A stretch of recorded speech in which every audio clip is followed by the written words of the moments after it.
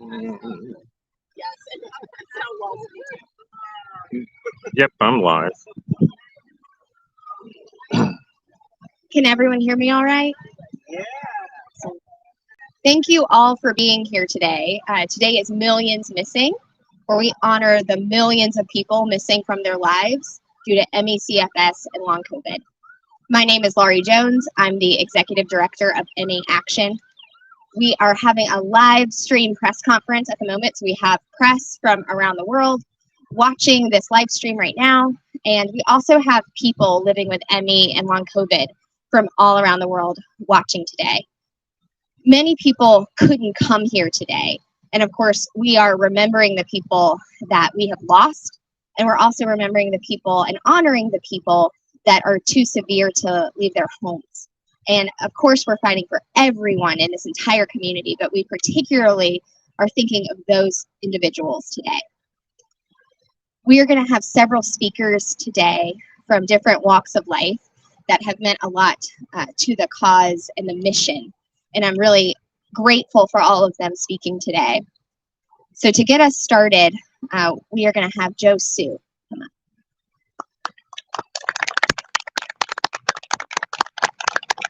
I get applause and everything. Thank you. Okay, so on behalf of MEACTION and Body Politic, I'm going to thank everyone for being here, including my fellow speakers, everyone in the audience, and those on the live stream. For those of us with ME and long COVID, I know that showing up is a gamble and it's a sacrifice. When you have a disability that constrains your energy, you choose your activities meaningfully. And so I thank you for trusting us with your time and with your energy. My name is Joe Shu. I have ME. I'm also a writer and a professor at the University of Texas at Austin, where I research how stories come to matter. The stories we tell in news and popular media and medical textbooks and guidelines in everyday life, they shape policies, actions, and values. When a patient shows up at a doctor with a poorly understood illness, with symptoms that don't match prior medical knowledge, that doctor filters that information through existing narratives, through the stories we tell about women, about queer people, about migrants and people of color, and through these filters, physicians decide whether to trust what we are saying about our bodies. In the 1980s, when ME patients were mostly white, affluent women who could afford specialist care, many clinicians dismissed them as fragile creatures buckling under stress. The New York Times called it the latest health hysteria. This narrative persisted despite evidence of immune irregularities, brain and spine inflammation, and cellular dysfunction. Many long COVID patients are encountering similar barriers to care, often diagnosed with anxiety or hypochondria or accused of outright lying. This is no coincidence. Based on what we know, roughly half of long COVID cases meet the criteria for ME. These are closely related multi-system chronic diseases that follow acute infections. Even with growing awareness that ME and long COVID are serious physical illnesses, public health responses have moved at a crawl. When it is your body on fire, when it is your present and future burning away, you know that every day, every hour, straining for breath matters. When I first became sick, ME was mostly known as chronic fatigue syndrome. I knew it only as a punchline in stand-up routines and on television shows. 2/3 of medical schools left it out of their curriculum. News outlets described it as everyday neuroses. No one that I knew was talking about post-exertional malaise, which is the severe debilitation that follows overexertion. I kept pushing through the discomfort and the nausea and the pain because I didn't know any better. Also because I need to keep my job, because health insurance in this country is tied to employment, and because the stories I grew up around taught me to carry myself like an apology. I'm a transgender, queer Taiwanese American, and I've spent much of my life in spaces where my existence is regarded as something to be eradicated. This isn't unique to me. When political agendas represent you as a threat and as a monster, you find yourself having to persuade strangers that you are human, that you are worthy of care. The stakes are especially high in healthcare settings. When my symptoms began to escalate, I waited 45 minutes to see a doctor who interrogated me about my gender identity for 2 minutes before turning me away. I spent another year in our small town trying to find a specialist who would see me. 7 states have laws that permit medical professionals to refuse treatment for LGBTQ people. A social bias pervades medicine regardless of legal permission. Diseases more common among women, including endometriosis, lupus, ME, and now long COVID, have been notoriously under-researched, underdiagnosed, and undertreated. Black, Indigenous, and other communities of color, and trans and queer people all experience higher rates of asthma, diabetes, and cardiovascular disease, all conditions exacerbated by one's environment, and they're also all risk factors for more severe cases of COVID. Unsurprisingly, more recent and more inclusive research suggests that ME is more severe and more prevalent among people of color. This is reflected in long COVID, which hits harder in communities of color and is more common among transgender and bisexual people. The neglect of long COVID is an extension of existing injustices, of systems that so often treat Black and brown people and trans and queer people as disposable. For this year's Millions Missing, we are calling attention not only to the millions of people whose disease keep them from public life, but very specifically to those who have been missing from the very few and largely unaffordable ME specialty clinics, from the overburdened long COVID treatment centers, and from the crucial decisions about what care these places provide. With me today is a panel of experts who will speak to the effects of health inequity on ME and long COVID patients and families and research. They'll speak to the importance of collaborative and intersectional patient-led movements. We're asking you to listen to these stories not only for what they make present, but also what they show us about what is missing, about what lack of resources and representation, what absence of care has led to this continuing public health crisis. A recent report from Harvard estimates that the economic cost of long COVID, measured in lost earnings, quality of life, and healthcare expenses, is $3.7 trillion. Behind those dollars are years we didn't get to spend with loved ones, their missed birthdays and graduations, their adventures we never got to have, and communities we've left or who have left us. They're the immeasurable loss of time that we will never get back while the NIH continues to fumble its long COVID studies. We are not helpless in the face of medical neglect. We need the urgency and extensive collaboration that drove Operation Warp Speed and created vaccines in unprecedented time. We need better education for the many healthcare providers who are listening and who want to help, but are poorly equipped to do so. We need to send resources into vulnerable communities who don't have access to accurate diagnoses, let alone treatment. And we need to draw from the existing research and expertise of ME patients and researchers who have years of experience managing and working to understand this illness.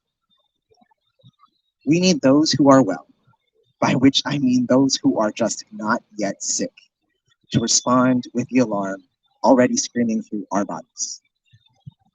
Thank you.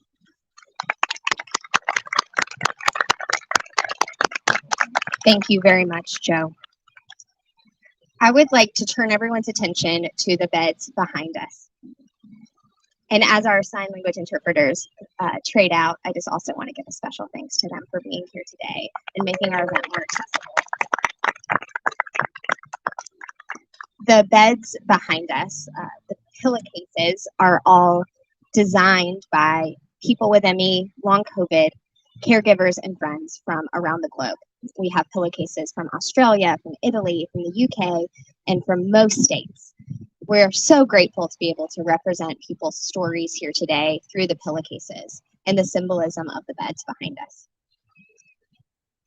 Our next speaker is Dr. Margot Gage.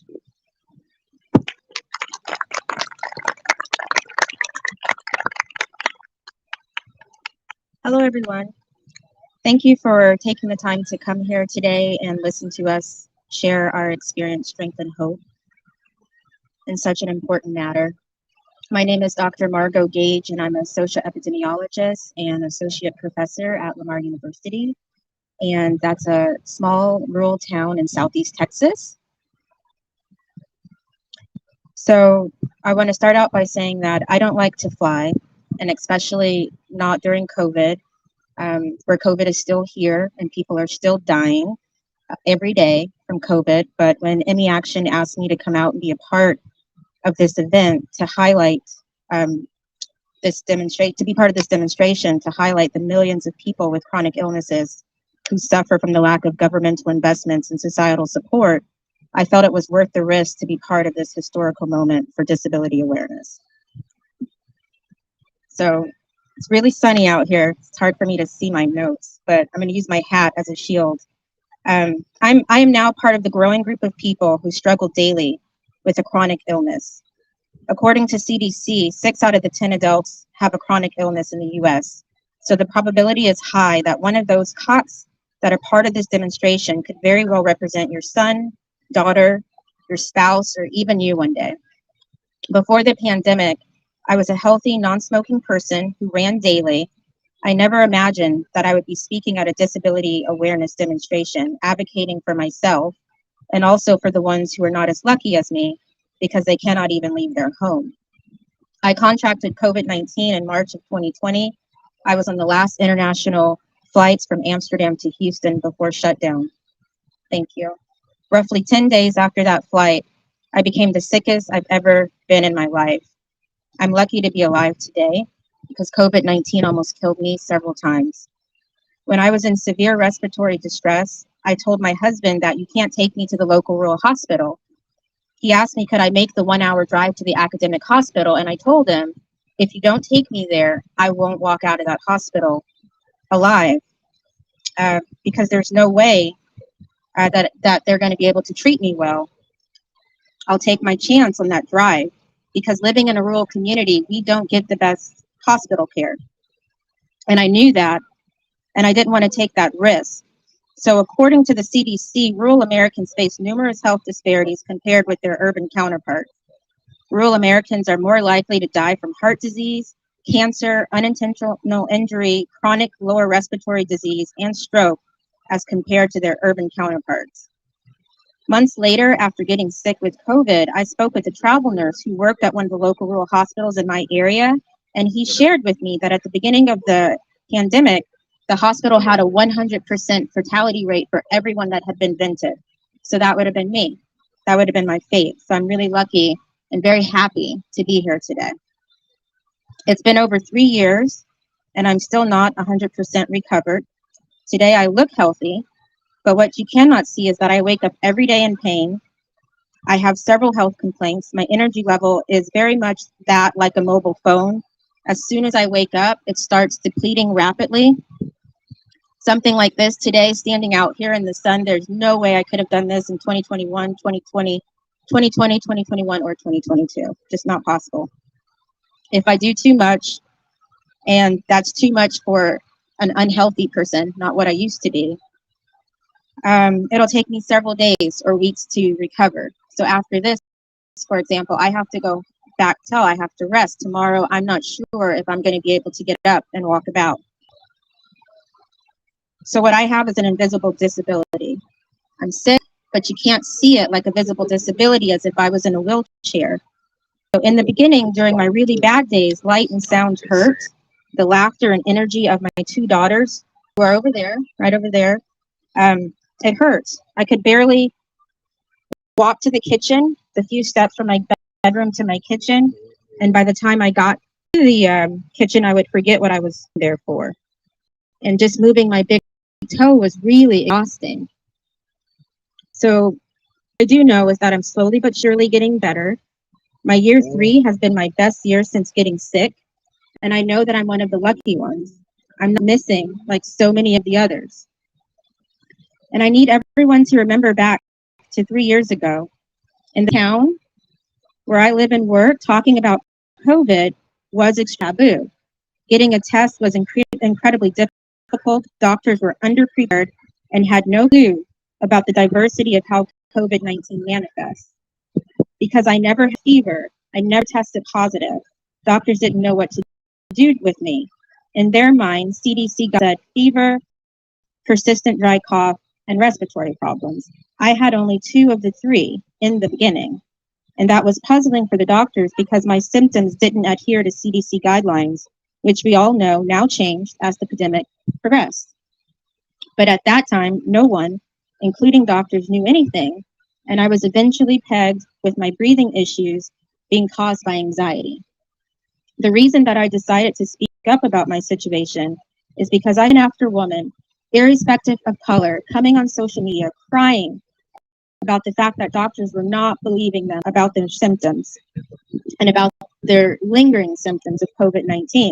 Because, right, it was the flu. It was supposed to clear up within 2 weeks. So despite how taboo COVID-19 was in my part of the world, I decided to use my small platform as a professor to raise awareness about COVID. And that's led me to launching the BIPOC Long COVID Facebook group.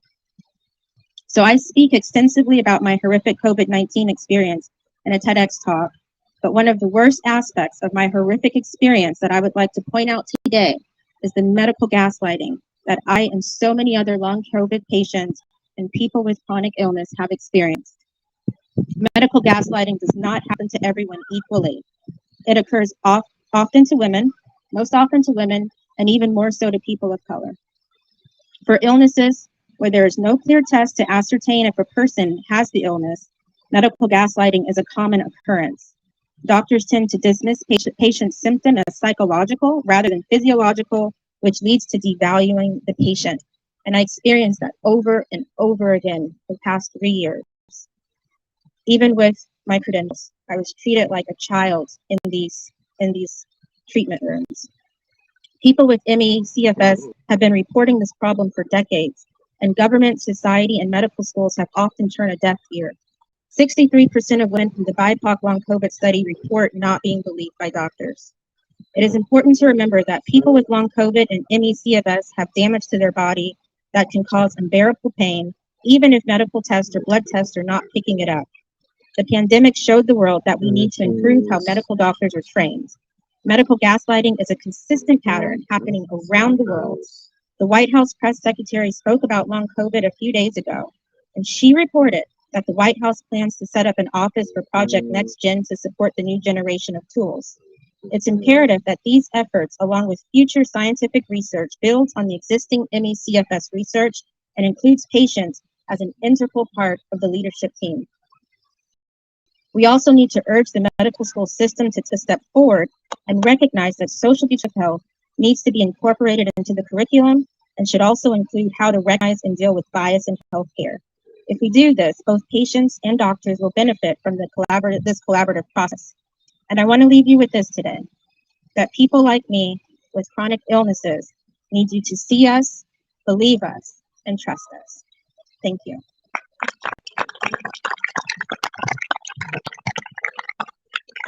Thank you very much. And thank you, Gabriel, for the shade. Much appreciated.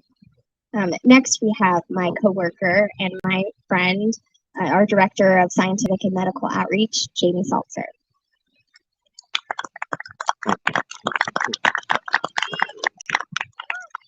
Hello, and thank you for coming today. My name is Jamie Saltzer, and I'm a person with ME, and the daughter and sister of someone with ME, and the aunt of someone with long COVID. I'm also the Director of Scientific and Medical Outreach at MEACTION and a researcher with Stanford University. And I'm here to talk about where we are, how we got here, and what it will take to change the course. MECFS is a neurological disease with symptoms in all body systems that affect people of all ages, races, and genders. Most cases of MECFS are triggered by infection, often a viral infection, although susceptibility runs in families. Many chronic neurological diseases are like this. They're associated with infection, but they have heritability, including multiple sclerosis and Alzheimer's. When the pandemic began, disability advocates warned government officials that millions would develop myalgic encephalomyelitis, chronic fatigue syndrome, or MECFS, and other infection-associated chronic illnesses due to COVID. The message we received was that there was no proof viral infection would lead to MECFS this time, despite MECFS being triggered by not just viruses in general, but other coronaviruses, including MERS and SARS.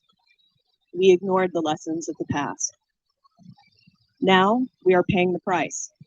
16 million Americans have long COVID. That's as of last year, and half of them meet the diagnostic criteria for MECFS. This has tripled or even quadrupled the number of people living with MECFS in the United States to approximately 9 million. That's hard to picture. So I want to say that every one of those numbers has a name, and every name is at the core of a story of profound loss. People with MECFS experience PEM, or post-exertional malaise. This means that their symptoms flare after physical or cognitive effort.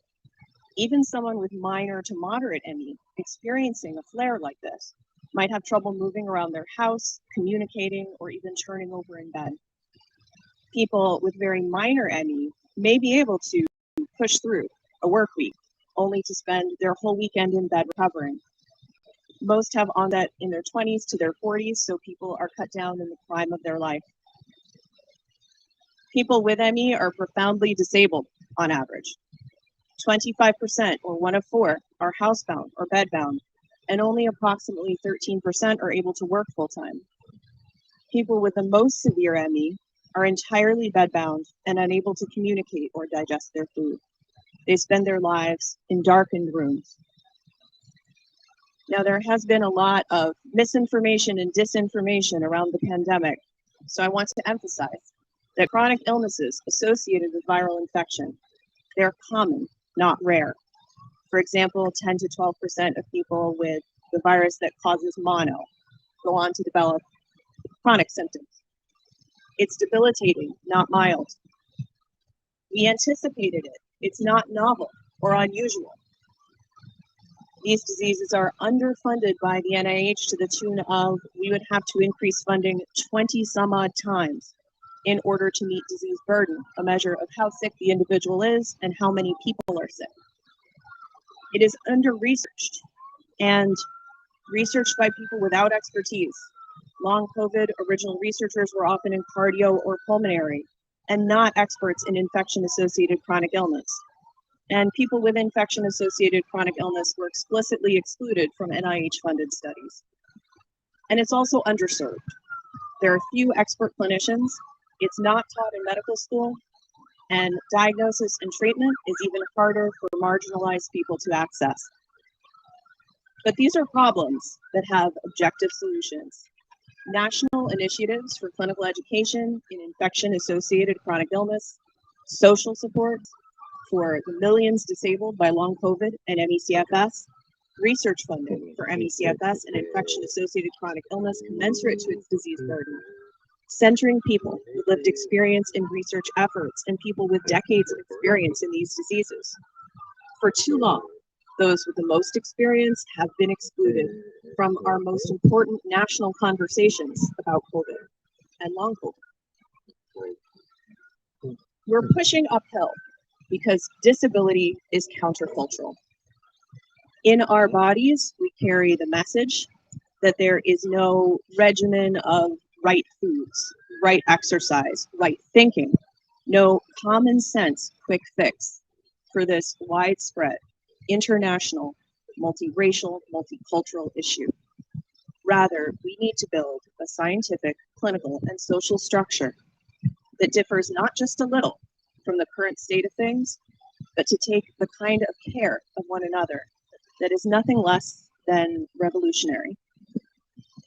To NIH and CDC, it is never too late to do the right thing, meet our protest demands, and acknowledge the mistakes of the past to make way for good works in the future.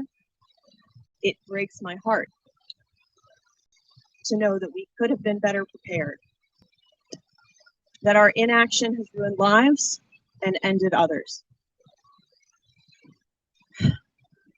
And to medical providers, you will see long COVID and MECFS, and you can help address your patient's concerns using the MECFS toolbox. To those who have MECFS and long COVID, I ask you to join me in the fight for better, because better is possible, but it's not inevitable. Protest for research funding and ethical, educated clinical care has a long and storied history. You're not alone. People with epilepsy, AIDS, and autism have all had to fight for their lives. Despite popular conception, scientific progress isn't an engine that runs on its own. It needs our fuel, our fire to make it move. Thank you.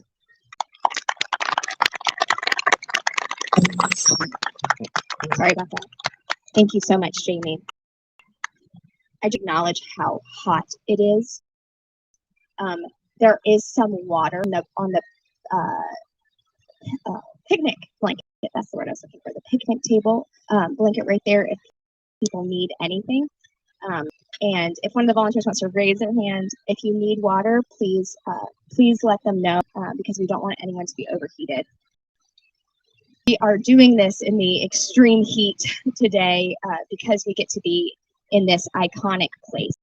And we know that photos and video matter because they help us amplify our very important message and get the word out. But this comes at a cost for so many people. The speakers here today sitting in the heat are definitely going to miss being in the sun, and I want to acknowledge that too. And for the individuals that have traveled from California, from Boston, from folks who have traveled far to be at this event, I want to thank you and acknowledge the cost of travel and of your exertion. Our next speaker came from North Carolina, and I'm very, very glad to have her here. Our next speaker is Brooke Keaton.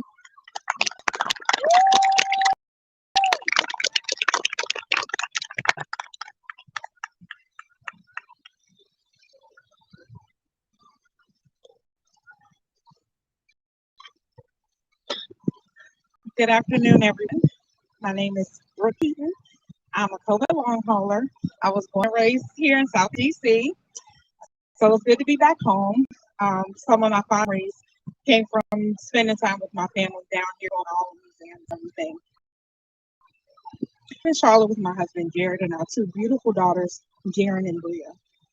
I'm here to give you a look into the life of a mother who has long COVID. First, I would like to dedicate this speech to a forever missing long hauler. Her name was Jean Ann Gilligan. She, like me, was a wife and mother who had long COVID. She died 18 months ago from heart complications that developed from her COVID infection. I would like to tell you how I got it. Jaren and I were exposed to COVID on December 14, 2020. My family tested positive a few days later. After recovering from COVID and COVID pneumonia, I started noticing many of the classic long COVID symptoms, the rapid heart rate, the shortness of breath, things like that. However, the hardest for me to accept at this point have been the ones that have affected my brain. The suicidal ideations, memory loss, brain fog. That word is not strong enough to demonstrate and explain the level of cognitive decline many of us experience. Before COVID, I could hold the attention of an entire classroom of preschoolers. We would run around the playground, we would have dance parties, you name it, we did everything. By the second week of January 2021, I was unable to teach my daughter Bria basic pre-K principles. I could not remember my teaching techniques. I would forget words to nursery rhymes. After a few attempts, Bria told me no to circle time. She was so used to her school routine, and I could not provide it. I was just too weak, too fatigued. Our outside time was confined to our apartment balcony. Imagine a 2-year-old playing on a balcony for outside time. With my daughter Jaren, I began noticing she stopped asking me to help her with her homework. It hurt me to my core, knowing my girls could no longer trust me and depend on me for their educational needs. During that same time, as I was experiencing many long COVID symptoms, I was told the dreaded words from my primary care physician. Sounds like you have anxiety and deconditioning. I was prescribed anxiety meds and 2 inhalers.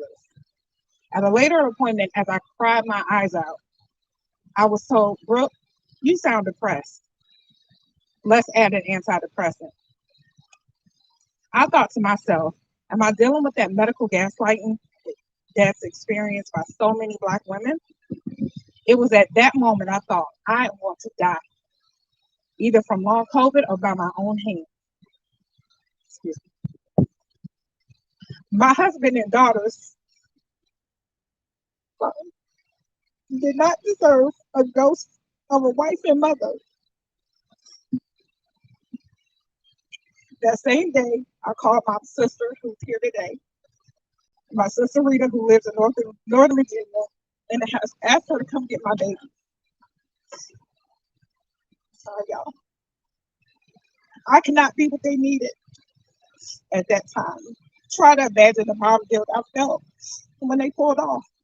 They were gone for an entire month. They came up here another 2 or 3 times in 2021. Sorry. In April 2021, my FMLA ran out and I couldn't return to work. I was terminated from my job and we lost our insurance. By September, I had new insurance and a new medical provider. Her name is Robin DeVoe, and she is amazing. She referred me to every specialist that I needed to see for all of my symptoms. In September 21, I also reluctantly applied for Social Security. It has been denied twice, and I'm currently waiting for a hearing date. So that's 20 months. That's why it's so imperative for legislation like the Care for Long COVID Act to be passed. Part of that act states that it will provide guidance on long COVID and related post-viral illnesses like MECFS. It will streamline the process of applying for benefits through the Social Security Administration. I'm most excited that it includes guidance for children with long COVID. Children, yes, can have long COVID. My daughter Jaren has long COVID. It affects her nervous system and her balance. Just a couple of weeks ago, she lost her balance and fell in her bathroom. She bruised her ribs and was out of school all last week. So please try to imagine me trying to physically help my 6-foot-tall 12-year-old. Even though I paid that price, I'm her mother and I'm gonna do anything that I can for my babies. Because of my amazing husband, our bills are paid, there's food in the fridge. However, it does not allow for the 5 different therapies that I've been prescribed: physical therapy, speech therapy, etc. Receiving Social Security would change that immediately. It would also allow me to contribute to my household again and not have to tell my daughters no 95% of the time they ask me for something. So let's talk about the present. In March, I was diagnosed with a condition called ankylosing spondylitis. I've used the cane for over a year, and most recently, my Tesla walker, that's what everyone is calling it right now. Thankfully, my daughters think it's cool. Jaren and my niece, who's here helping me today, Dominique, they named my cane Cora. But currently, I'm still unable to work.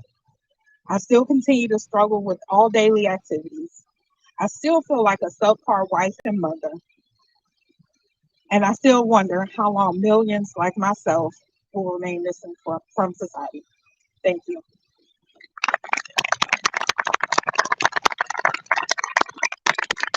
Thank you so much, Brooke.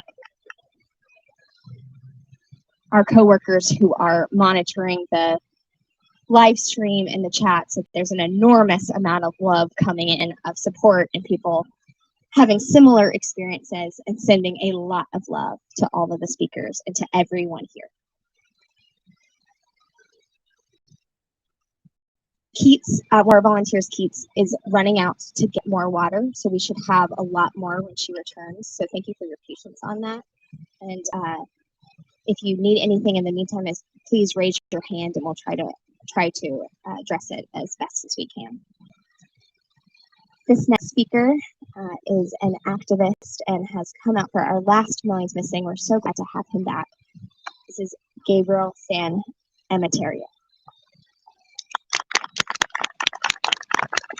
Thank you. Thank you, everybody, for being here. My name is Gabriel San Emeterio. I am a longtime queer activist. I'm also a Mexican immigrant. I'm part-time faculty at the Silverman School of Social Work. I'm a researcher with the Silverman Center for Sexuality and Gender. I'm the co-founder of Strategies for High Impact and its Long COVID Justice Project. I'd like to thank MEACTION for organizing Millions Missing over the past 8 years, and for the many ways in which they support the ME community to stay connected and coalesce in power. Today is one such occasion. I have been living with chronic diseases for over 15 years, including myalgic encephalomyelitis, or MECFS, and HIV. A year ago, a COVID infection had significant long-term impact on my already compromised health. After having COVID just once, my MECFS symptoms became more severe, new ones appeared, and my daily functioning baseline lowered. Yet, I'm fortunate to be here, thanks to the privilege that are my flexible work accommodations and the support of MEACTION. But I assure you, I am the exception. Most people living with ME and now long COVID are severely disabled. So while you take in the impactful visual of these 300 cuts behind me, standing in for the millions of people missing from public life, from their workplaces, and from their loved ones, I beg you not to forget that this is a political protest to draw attention to MECFS, which is a disabling and deeply isolating disease. We're here to hold the government and other institutions accountable because it is under their watch that the number of people with MECFS is soaring due to long COVID, which disproportionately affects communities of color, particularly those who are living with chronic illnesses, disabilities, and/or are LGBTQ. Thus, the solutions that we present today all center disability justice and health equity frameworks. Long COVID is a pressing health crisis, and the mechanisms to address it must not leave behind the many people who are already sick and disabled with the many diseases that exist under the long COVID umbrella. Without the treatment and medical care that I received for HIV, I would be dead. But I assure you that MECFS negatively affects my daily functioning far more than HIV does. And it is astounding the disparity in care and treatment options, or lack thereof, that exists between these two diseases. ME took away my ability to work, yet I was able to receive medical care, rent assistance, to medications, only because I am HIV positive. So I can attest that the response to the HIV crisis has yielded models of care and prevention that can and must be replicated to address post-viral complex illnesses such as CFS and long COVID. For instance, in New York City, the HIV/AIDS Service Administration, or HACA, has a single application and case management for cash assistance, housing, SNAP and Medicaid benefits to spare individuals and families the need to submit multiple applications, thus eliminating multiple layers of bureaucracy that are significant access barriers. Moreover, in part of a larger solution, just like there is an Office of AIDS Research at the NIH, we need a centralized office coordinating research on MECFS, long COVID, and other associated diseases. And the good news is that such institution wouldn't need to start from scratch, but rather it should build on knowledge that already exists on MECFS. Such existing knowledge on MECFS must be accessible in clear care guidelines for providers, particularly those working LGBTQ and Black and other people of color and rural populations. To reach such diverse and too often underserved populations, the role of primary care in HIV treatment and prevention cannot be overstated. Treatment guidelines for such providers are standardized and constantly revised. The competency of community-based health providers serving diverse racial and ethnic groups, as well as sexual and gender minorities, has been crucial in the fight against HIV/AIDS. Similarly, primary care providers should be well trained to diagnose, treat, and ongoingly manage long COVID and associated diseases such as MECFS.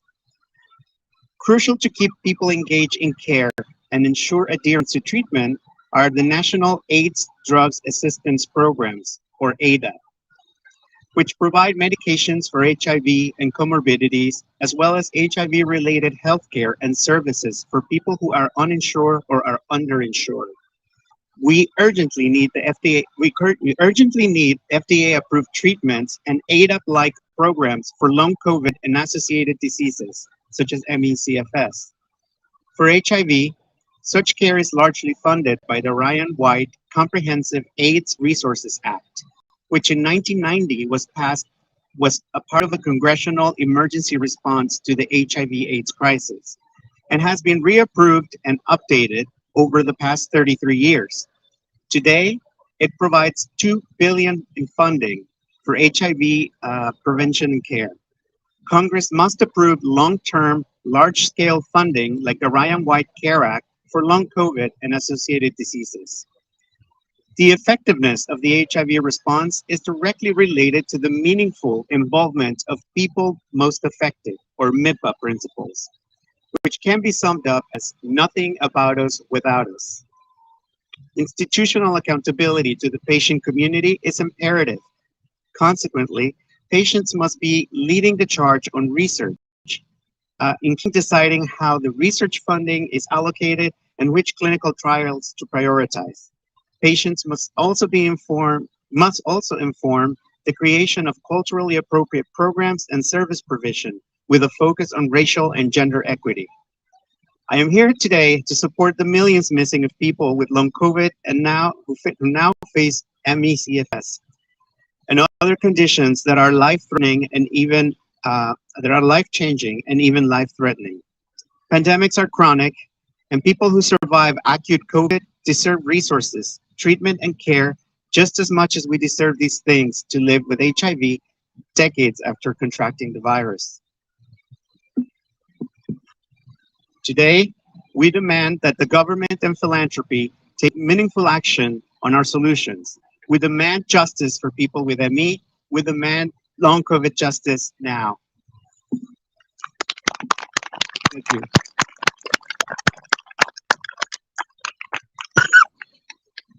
Thank you so much, Gabriel. We are doing this event primarily for press and for social media engagement so that more people can know about this and care about it. And I'm very pleased to welcome our next speaker, journalist Morgan Stevens.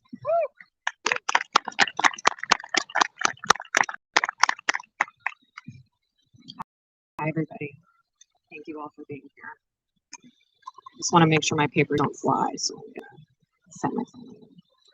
I also want to thank the MECFS, long COVID, and chronic illness community for showing up today, putting your bodies on the line. I know many will deal with crashes and flares and symptoms and potentially setbacks in their baselines after events like this. So putting your bodies go unnoticed.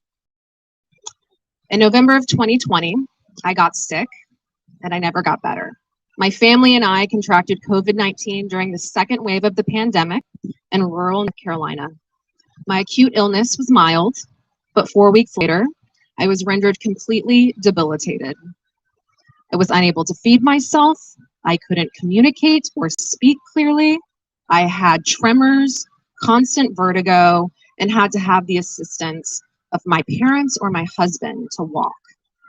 In a matter of weeks, my executive function dwindled away. My once sharp, debate-centric mind was mush. My words were slow, the ones I could find, and thinking took on this thick haze. I could barely dress myself. I couldn't form words or organize thoughts. The further I physically and cognitively slipped away from reality, the more my severe depression increased. Eventually, I was put on suicide watch, and with the help of my family, particularly my mother, I made it out of the darkest place I have ever been. This was 2.5 years ago, when public health officials weren't going on cable news to talk about a post-viral illness that was leaving people cognitively and physically impaired. I was told by a doctor then that, quote, as a journalist, I know too much, suggesting I was creating a false reality of symptoms in my mind due to covering COVID. I was too brain fogged to even fight back against this assertion. How could I have fallen so far, so fast? Just a month before, I was editing videos for a primetime news show on CNN. When I opened my laptop, though, the vertigo increased and the room tilted. I couldn't work anymore, no matter how much I tried. The screen triggered what felt like a metallic churning pain in my brain.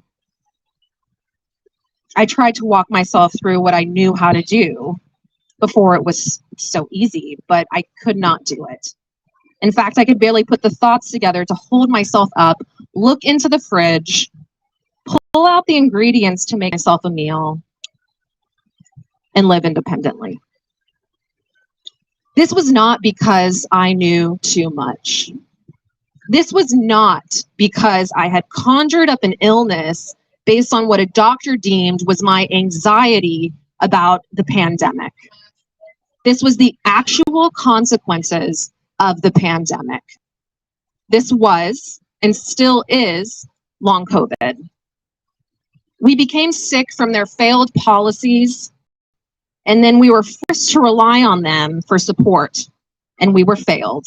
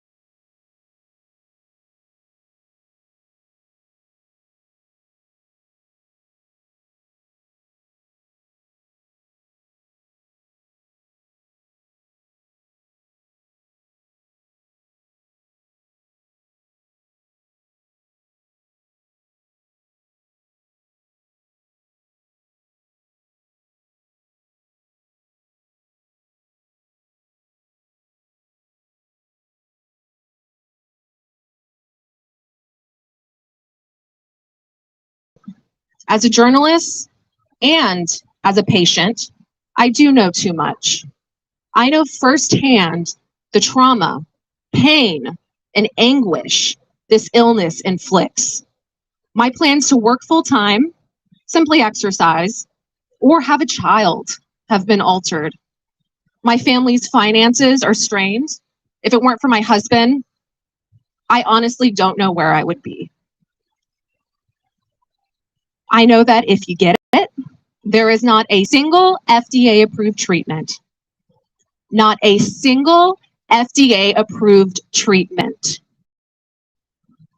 And my reporting has shown that this has left a dangerous and expensive void from snake oil doctors and quacks, as desperate patients will try anything in their attempt to get well. This is why we need a new Operation Warp Speed.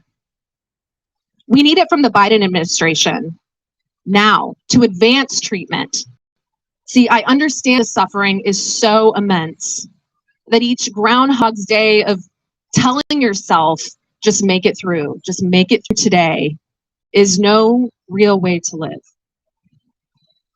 I understand weighing the risk of further hurting yourself because you're forced to try something, because that's all doctors are offering you. You're forced to try expensive, risky treatments because there's nothing else. And you put your body on the line in order to get better. This is not okay. We are not okay. We are seeing this failure unfold in real time. The NIH has dragged its feet with its billion-dollar endowment mostly invested in observational studies and graded exercise therapy, an intervention that is well known among the MECFS community and now long COVID community to potentially make symptoms worse. Instead, we need real root cause interventions. Our leaders have sold us out and the public they vowed to serve as they put their short-term economic interests ahead of public health. Since he took office more than 3 years ago, President Biden has mentioned long COVID only twice in passing at an event for Disability Pride Month in the Rose Garden. And yet, neither our president or our national and state lawmakers have developed financial assistance for us. At our sickest, we're left to navigate a treacherous disability system.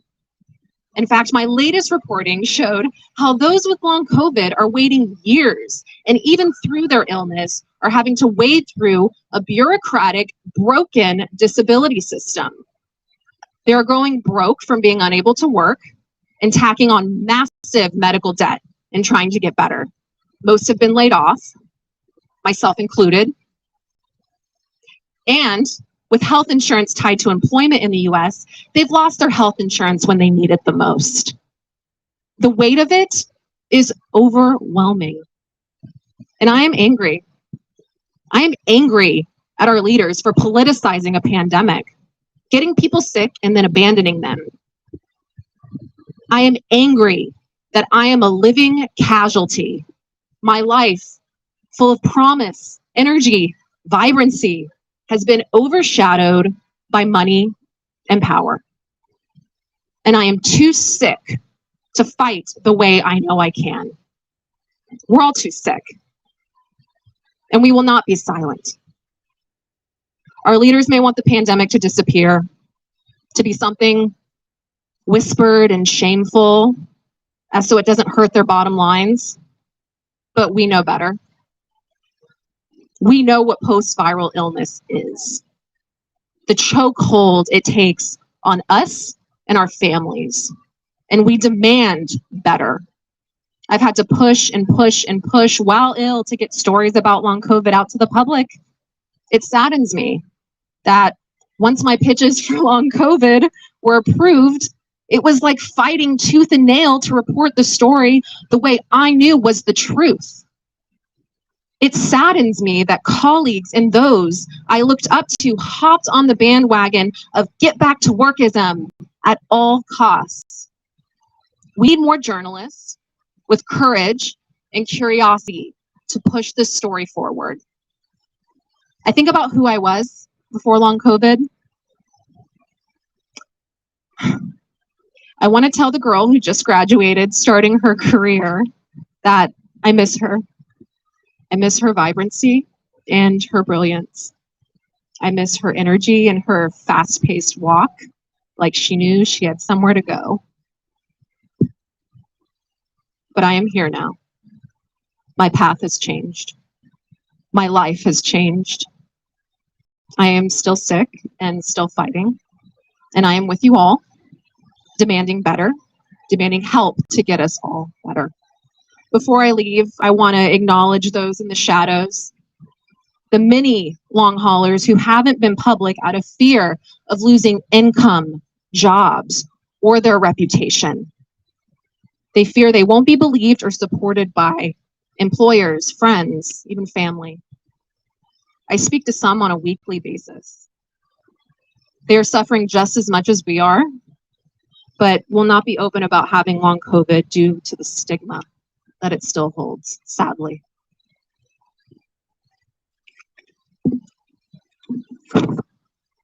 Lastly, take this as a call.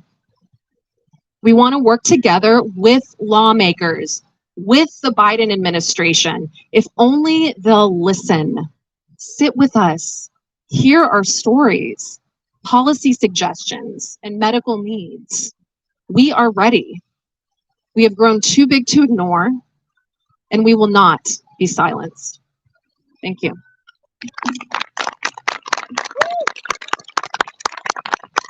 Thank you very much, Morgan. And thank you, everyone. We have 2 more speakers today. I want to say that one of my colleagues let me know we have hit $11,000 in donations today because of this event. If you are watching online and you want to share our fundraiser, please, I encourage you to share this with your family and your friends. We have events like this only because we can afford to do it, and that's because of generous donations from you, from your family, from your friends. So please share that today, MEACTION.net. I would like to introduce our next speaker, Dr. Donna Kim Murphy.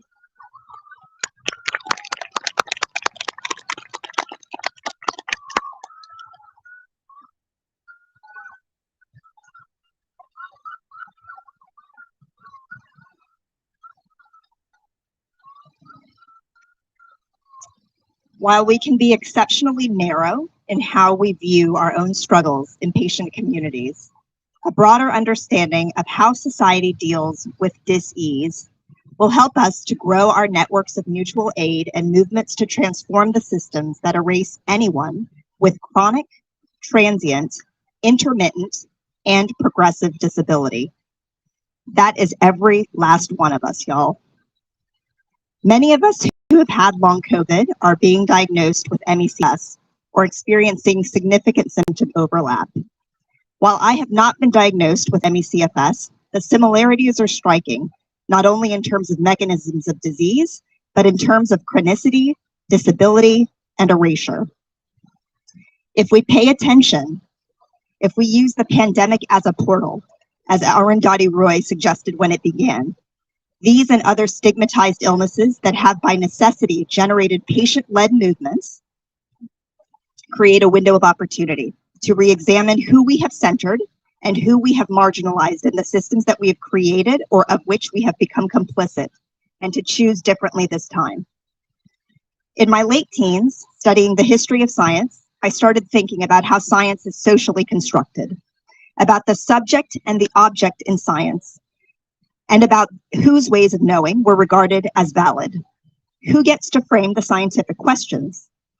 Who decides what methods are used to interrogate them? Who interprets the results? Who benefits or suffers the consequences of those investigations? In my 20s as a graduate student in neuroscience, I was hospitalized for a brain infection and had at that time what they called a mini stroke. Fortunate to walk away from that with little more than subjective blinding difficulty, I became a neurologist. As such, I witnessed people in our county health system who could not safely access care because they did not speak English, were unhoused, incarcerated, undocumented, transgender, or faced significant economic barriers in a state where our politicians have refused to expand Medicaid. As of March 2020, I have become a patient and an advocate in long COVID. In the absence of guidance from physicians in the US on how to make sense of my own symptoms, I scoured peer-reviewed journals for insights from Wuhan and Lombardy about the neurological manifestations of this disease. I also interrogated patient groups about the presence of cognitive symptoms, prolonged symptom duration, including shortness of breath, chest pain, exercise intolerance, and what we now call post-exertional malaise. Also, I was looking for strategies for managing all of it. I became a citizen scientist as it pertains to COVID.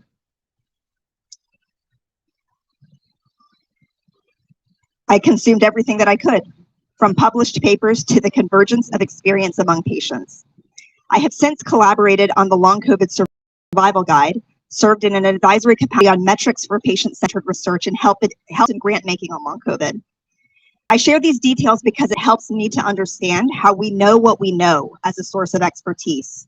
What I learned is especially true for a neglected disease is that it is not primarily our professional credentials, but our experiences as patients with long COVID, particularly where that experience is marginalized in additional ways, that authorizes us, throwing into sharp relief why we should be the center of research and policy on this disease. Alone, we cannot see the gaslighting for what it is.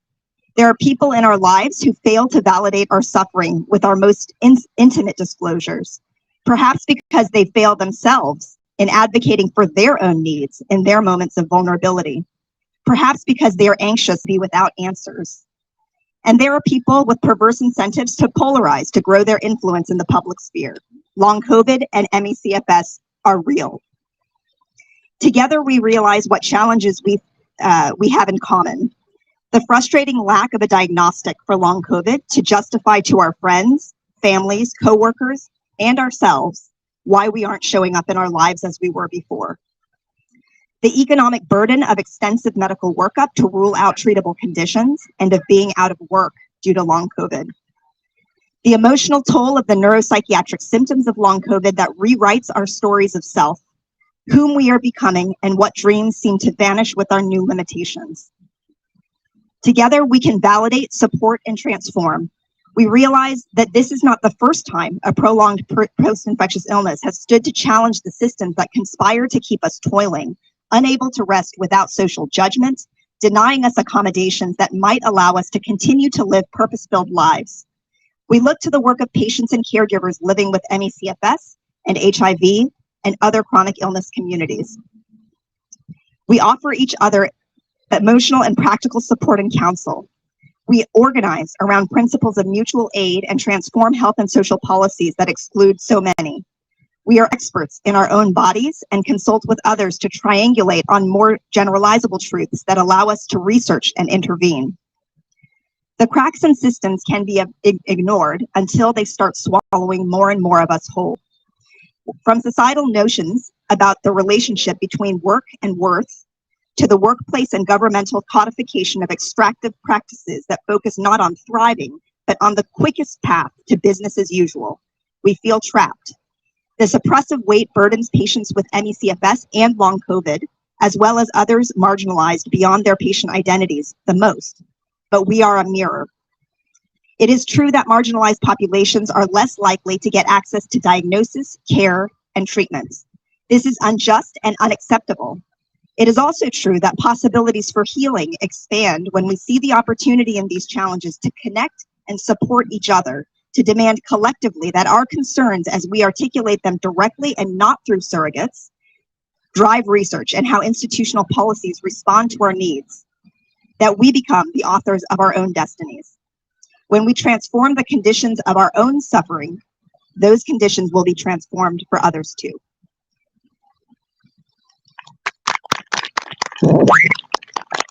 Thank you so much for that speech, and thank you for being here today. Before we bring up our next speaker, I wanted to say a special thank you to all the volunteers who have been here. There are 2 volunteers here that came in the middle of the night to help set up this event behind us, and I want to say a special thank you to both of you. And for those that came this morning, have been handing out brochures, have been educating people on ME and long COVID and telling your stories. And for all of those at home, telling your stories on social media, using the hashtag #MillionsMissing and tagging at MEACTNet. Thank you, thank you, thank you. This amplification is so important. It is crucial. And we couldn't share this event or our stories without your help. Our next speaker is someone who's been advocating for a very long time. I'd like to introduce Mary Demick. Thank you to everybody for being here and to MEACTION for holding this event. It's just amazing to hear the new stories, building on the stories that have been coming out for decades. So 13 years ago, in 2010, my son Matthew had graduated from college with high honors and then backpacked through Asia for 5 months. He came back so excited for his future, so full of promise, but he also came back with an infection. 5 months later, he woke up to the life-robbing reality of ME. Within a year, he had to leave work. At his best, he's been able to do small projects at home. At his worst, he's been bedbound in a room. 13 years later, he's still sick. He's still very disabled. This honors graduate now struggles to comprehend even simple text and spends most of his days lying down to stave off symptoms. He struggles to find meaning in a life so hellishly hemmed in. In some ways, he's been lucky. He has a home, he sees an ME expert, and he has a wonderful wife, Katie, who has supported him both emotionally and financially. And through her career and adventures with swing dance, tango, and hikes to the bottom of the Grand Canyon, she has given him vicarious joy for a life that's now off limits for him. But in March 2020, COVID struck. Matthew's ME has worsened, and Katie now has long COVID and ME. 3 years later, she can no longer work, and she's often been even sicker than my son, making him the caretaker. When I first learned about the history of ME, I was sensed, how could this be happening to my son? This was not a new disease. Our country had known about ME since before my son was even born. In fact, in 1959, CDC and NIH had published a summary of 23 outbreaks of a disease we now call ME, going back to 1934. Sporadic cases and more outbreaks followed, including those in the 80s. And yet, virtually nothing was done to address this public health crisis for decades. Worse, ME was psychologicalized and stigmatized, leaving patients disbelieved and mistreated by their doctors, their families, their employers.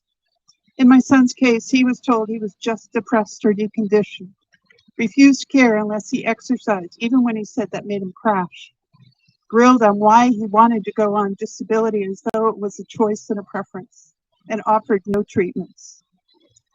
Research should have fixed these problems, but for decades, NIH and CDC failed to provide the needed funding. They failed to incentivize researchers to join the field and failed to act with the necessary urgency and commitment necessary to solve this. They failed to listen to patient priorities and concerns, and they failed to resolve obviously broken fundamentals like the research case definition and ICD, problems they had created. So when the pandemic hit, we were no more prepared than in 2010, the 1980s, or 1934. Only now, millions more people, including my daughter-in-law, were again needlessly paying the price for shredded lives. There are some silver linings. It's possible to find a doctor who has heard of long COVID and doesn't roll their eye the minute you mention ME. And yet, in some critical ways, we are all still stuck. Too many doctors recommend exercise because they don't get, or much worse, dismiss post-exertional malaise. Too many see negative labs and diagnose mental illness, as we heard before, anxiety, depression, somatization. Few offer the available symptomatic treatments that they could offer today. Patients still stuck. Our community was hopeful when NIH launched Recover to study long COVID, but those leading Recover have shown a stunning resistance to learn from the existing research and hard-won expertise on post-infectious illnesses. Recover could have provided a robust launch pad to quickly deliver urgently needed treatments in parallel with unraveling disease pathologies. But instead, it squandered 2 years and almost $1 billion on observational research, leaving little money for treatment trials. And the few treatment trials finally selected included cognitive retraining and exercise, demonstrating disdain for community priorities and concerns, and a deep ignorance of post-exertional malaise. They were too stuck in their own siloed expertise, disciplines, and agendas to see the flaws, too disrespectful of the expertise that patients have because they live this disease, too removed from the plight of patients to act with any sense of urgency. And now, Recover's out of money. We've been here before. We know where this is headed. This needs to be redirected now. Like the moonshot in the 60s or Operation Warp Speed, long COVID and post-infectious illnesses need an initiative that is laser-focused on delivering treatments, one that is fully funded, urgently progressed, and with patients at the helm, leading the charge to give people their lives back as quickly as possible. Thank you. Thank you very much, Mary. Originally, we were going to take questions from the live stream from press who are watching. We're not going to do that due to the heat. We want people to be able to get up and move around and do what they need to do to take care of themselves. But before we do that, I would like to bring Dr. Josu back up one more time to close us out. Thank you. I'm going to try to be very brief because I know everybody's been sitting here for a while. And I also want to thank everybody, the speakers who showed up. I've read so much of your work and listened to so many of your words in trying to find answers to my own body. And I'm so grateful for all of you. The thing I'm going to conclude with is that the CDC just issued information on how national reporting will change at the end of the public health emergency. And to track the severity of COVID-19, they'll be counting death certificates. Do not wait until we are dead. I'm about to turn 35 in 3 weeks. I've spent my entire adulthood getting sicker. There are children right now who are losing their entire childhoods to ME and long COVID. There are also children, parents, siblings, friends who have suddenly become long-term caregivers without adequate resources or support. ME and long COVID communities have given us so many places from which to begin enacting substantive, life-saving changes. We've shared our own stories and those of our loved ones to show firsthand the need for targeted funding, widespread patient and better education, and patient-led research that builds from existing knowledge from the breathless labor of people with ME and the innovative researchers who've been working with us for years. In my experience, ME and long COVID patients are not missing. We've been ignored. But we are very much here, we are very much fighting, whether that's here at the Capitol, online and in writing, or in our communities, or in patient exam rooms, or in our beds, where every hard-earned breath is taken in defiance of apathy and neglect.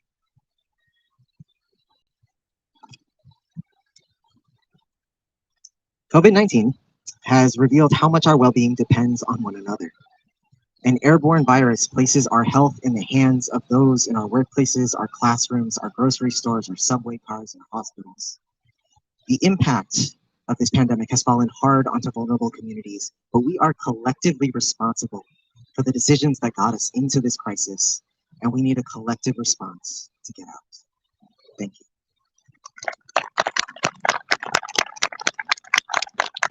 Thank you once again to all of our speakers, for everyone that is watching, for everyone that has shared their story today. Thank you very, very much. We do have Stephen Maloney here getting video and photography. If you would like to share your story, come up to him please after, and he would love to record it so that we can share it with more and more people. For any press who are watching, I would ask you to email press@meaction.net with any of your questions, and Adrian will follow up with the most appropriate person. Anything I'm forgetting, speakers? Yes. For those that are watching online, how would they get involved locally within their areas? Should they reach out to? Yes, if you do want to get involved locally, if you're not involved in MEACTION, you can reach out to me, Laurie, at meaction.net, or you can follow us on our website at meaction.net.